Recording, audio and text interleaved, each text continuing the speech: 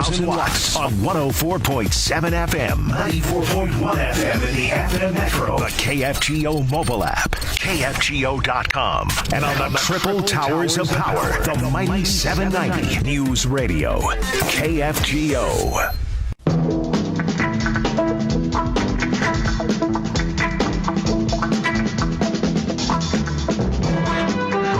The mighty 790 and 104.7 KFGO. Good afternoon and welcome to The Drive. I'm Dan Michaels. KFGO time just about 4:10. The Sheriff's Department introduced this new fight against crime today, the Bola Remote Restraint Wrap. Non-compliant subjects in mental crisis or drug-impaired subjects, often incapable of comprehending commands of officers. Well, Bola Wrap enables officers to safely and humanely take subjects into custody without injury to get them the help that they need. And the Cass County Sheriff's Department, one of those entities that has invested in the Bola Wrap. And joining us today from, I think, his office here in Fargo is the Sheriff of Cass County, Mr. Jesse Jahner. Good afternoon, Sheriff. Good afternoon, Dan. How you doing? I'm doing great. Thanks so much for joining us. I hope you're well. I know you got a long trip ahead of you this afternoon. Yeah, no, I'm doing good. Okay, so. Good to hear. Well, you introduced the Bola Remote Restraint Wrap this morning at a bit of a press conference. For everybody who is not familiar, you're going to get familiar because I imagine this is going to be all over the news tonight. What's the Bola Remote Restraint Wrap? Sure. So, first of all, thanks for getting me on here, Dan, because anytime that we can get this information out to our citizens is always a benefit for our agency, and we want to be transparent, of course. But the Bola Remote Restraint Wrap is another less lethal device that we are looking to incorporate into a variety of less lethal options that we already have available to us. So basically what the device does is it's a handheld device. Once it's activated, it projects an 8-foot Kevlar tether rope type system with 2 anchors on it. It deploys that, and it can wrap around a person and restrain them. I guess is kind of to give a really brief overview of it. And so very much like you said, we would use this in a situation where we had noncompliance with an individual, where, the situation might be escalated if we go hands-on with that person immediately. This allows us to restrain a person from a little bit of a distance. And so there's a lot of benefits to it. That would be, much like you said, someone who might be in a mental health crisis. We might be able to protect them from hurting themselves, from hurting anyone in the immediate area, other citizens, and then also officers. And so the main thing I want to get across, though, is that this is not this isn't an end-all, be-all, so to speak. Okay. We still need to have other force options available to us because, like with any less lethal force option, there's limitations. And this one certainly has that as well, and we can talk about that if you want in just a few minutes. But that's a brief overview of the device. What is de-escalation and use of force? What does that mean in your terminology, Sheriff? Sure. Well, de-escalation obviously means that we have a situation that's gotten pretty hostile, maybe through verbal, a person being very, very verbal, threatening, making verbal, threatening comments. Their actions could be hostile. They could become combative, anything like that. And so when a situation gets to that level, of course, we're always looking for ways where we can either use verbal de-escalation and try to, use our communication skills to talk that person down so things don't get even more volatile than they've already ended up being. Or in this instance, by using this particular less lethal option, if that person does have some volatile actions or anything like that, we could temporarily restrain that person until we can get the situation to calm down and try to figure out what's going on, or even potentially, detain or arrest that person. So we're always looking for ways to do that. This isn't a new concept, as everyone knows, with everything going on right now. Officers are always trying to de-escalate situations. And the first part of de-escalation is just us showing up in uniform. And hopefully when people see that, it kind of calms the situation down. But sometimes that doesn't happen, as you and I know. Mm-hmm. And then we need to resort to potentially verbal de-escalation techniques or, moving kind of up the chain, so to speak, using some hands-on type approaches, or in this case, some less lethal options or tools that we have available to us. Cass County Sheriff Jesse Jahner is joining us. We're talking about some new tech, Bola Remote Restraint Wrap, that was introduced this morning by the Cass County Sheriff's Department. So this is, I think, a really cool piece of equipment, and we will talk about the limitations it's got here in a second. But what is the ideal usage situation for this Bola Wrap? Sure. Well, there could be several of them, and again, it's kind of going to be, like you mentioned, we'll talk about the limitations here. It has to apply in the right circumstances, environmental factors that we're working in, and the type of situation we're working through. But again, I would see us using this more on mental health crisis type situations, maybe some sort of a standoff type situation where we don't have certain types of weapons involved, or mostly we're talking about someone maybe making threatening movements with hands, feet, those types of things. Because if we're certainly not going to deploy this type of a thing if we're in a deadly force situation where someone has a gun and we've had to resort to that. That's going to be a different type situation. Could we use this to de-escalate a situation so it doesn't get to that? Certainly. But again, like with anything that we have, we need to have a backup there. We don't rely on one single piece of de-escalation method because, again, anything could fail at any time, as we know, with anything. So we always need to have a backup or a contingency plan, so to speak, because the ultimate goal is to make it safe for other citizens who might be in the vicinity of our situation. We want to make it safer for the suspect, and we certainly want to make it safer for our officers. Absolutely.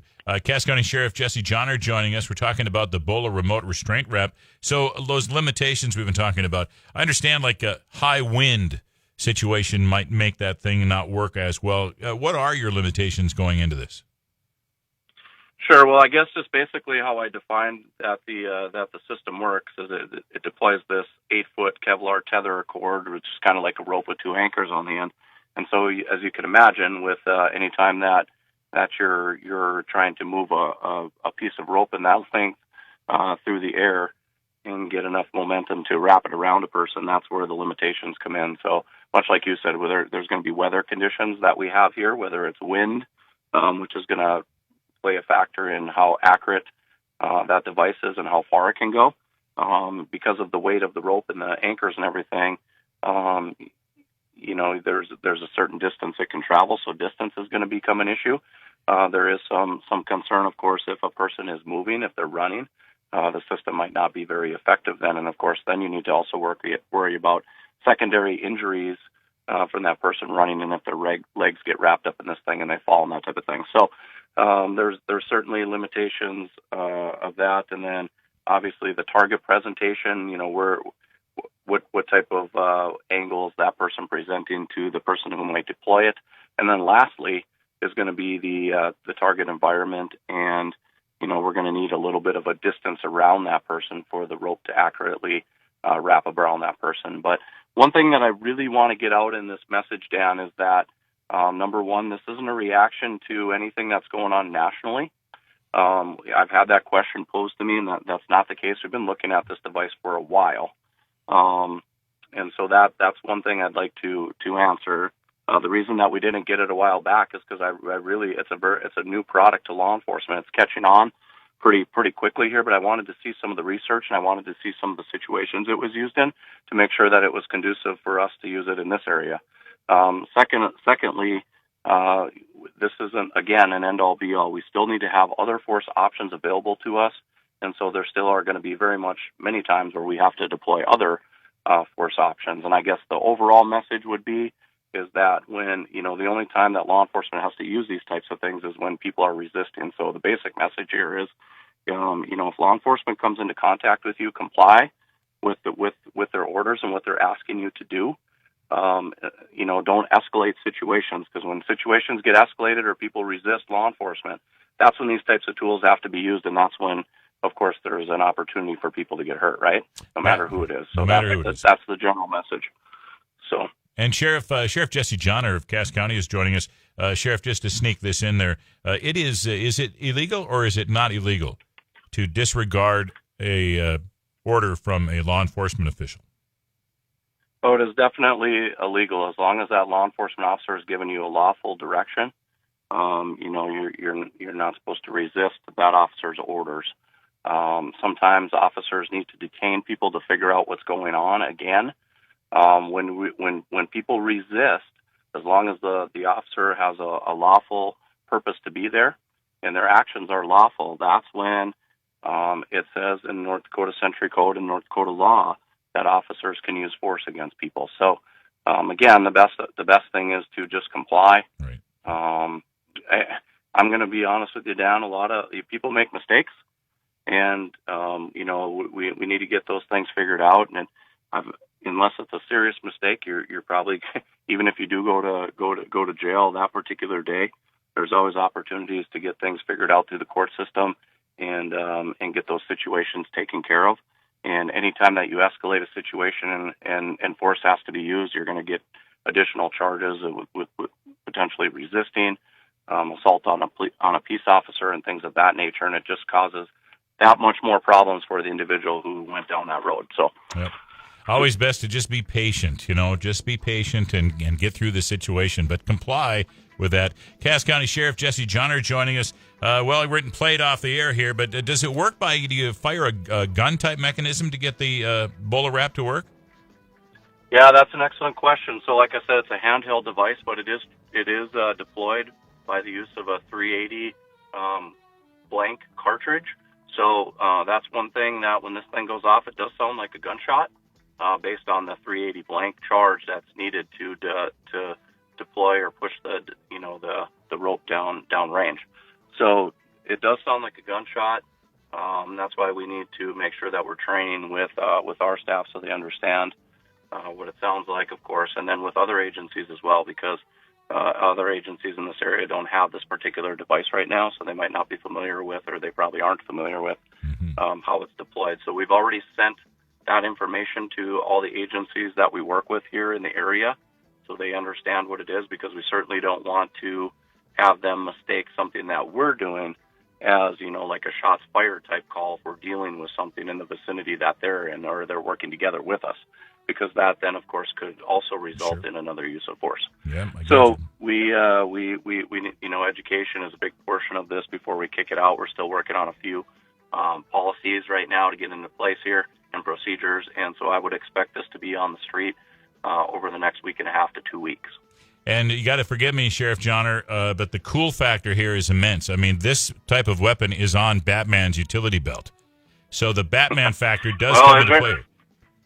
It very much looks like it, and it's a new thing. And I've seen I've had some people reach out to me on this thing, and I've had some comments that people are like, man, this thing is really kind of, some people think it's pretty cool, and others think, hey, well, are we resorting to something here that's might be going down in a different type of road? And so, really, for us as the sheriff, for myself as the sheriff in our office, as an organization, is we're just always looking for ways to be forward thinking. We didn't buy a lot of these. We've purchased 3 right now, and we're strategically placing them throughout our divisions in the sheriff's office. And so we'll get them deployed in the field. And if we use them and they're successful on a couple of our incidents where maybe where force needs to be used, we'll evaluate and see if we purchase more in the future. But it's just another one of those tools in the toolbox. Again, it's not an end-all, be-all. We'll still have to deploy other uses of force. But if we can make things safer for everyone involved, we're certainly going to try it.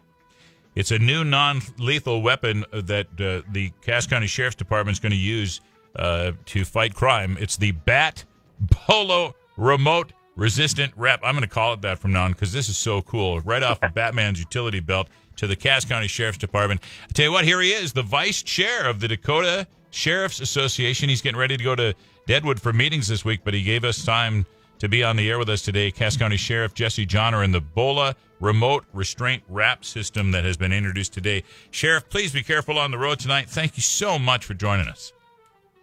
Yes, thanks, Dan, for getting me on. I appreciate it. It's always a pleasure. Anytime. You have a safe trip. Thank you. Take care. KFGO time coming up on